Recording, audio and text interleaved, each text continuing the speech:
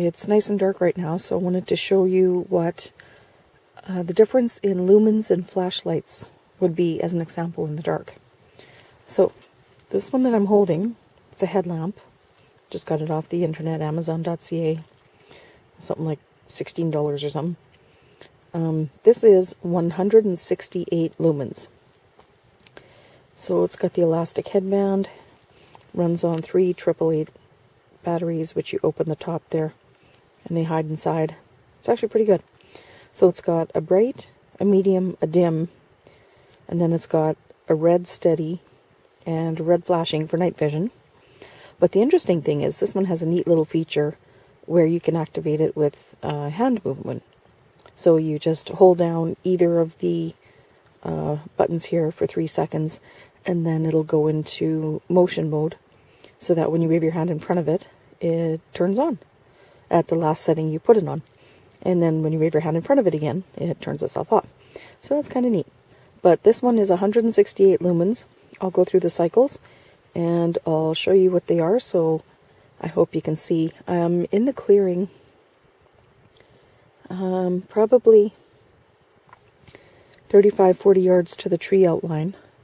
This one says it goes up to 80 yards, and probably does. But what I did was I went and stuck a green fluorescent tag on the tree, and I'm hoping we can see that on camera. So we'll turn it on and we'll shine it around and see if we can get a look at that neon green tag in the tree. Okay, so we have... Okay, where are we at? Okay, so this is bright. I'm just going to turn off my other flashlight here, hang on.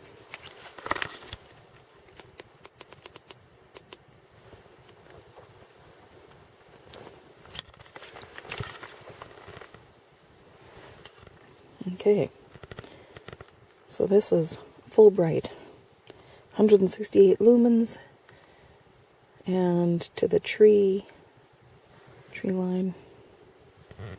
Hope you can see it. That's the top of the trees. Oh, these ones that are really bright, they're about 10 yards in front of me.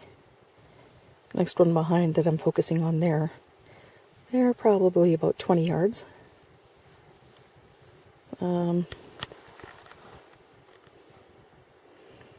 Can't really probably see that, but that's about 35.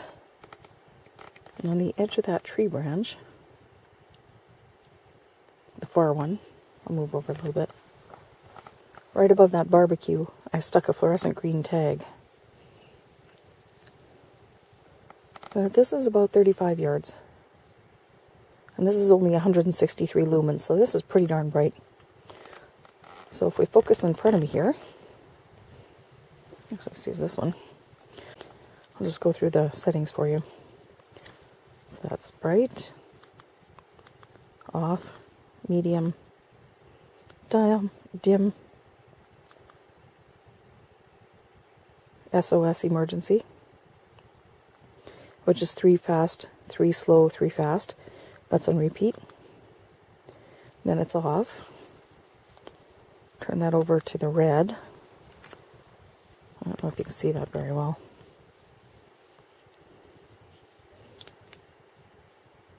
And then red off. Okay, let's turn it back on, do this hand motion thingy. Okay, so that's on. So we're going to hold it for 3 seconds.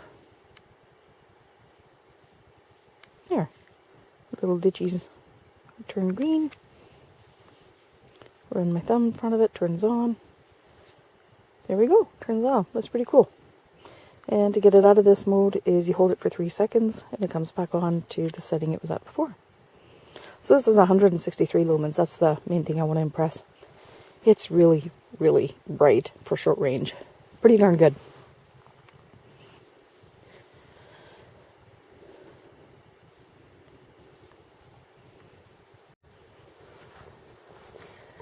Okay, now that it's morning, I wanted to show you these headlamps that I picked up. And what we have here is the first one that was 163 lumens. And it was pretty bright out here last night. I just got this off amazon.ca for, I don't know, I can't remember, it's like $16 or $18. So it worked really well. I like the 163. There are a lot of others on the market that are only 78 or 115, really small numbers. And you know what? That's pretty much like looking in the dark. If you're going to invest in one of these, just for not professional purposes or recreational purposes, just put out a little more money for the higher lumen. It's a good little unit. I'm quite happy with it, but this is what it looks like. And as for batteries,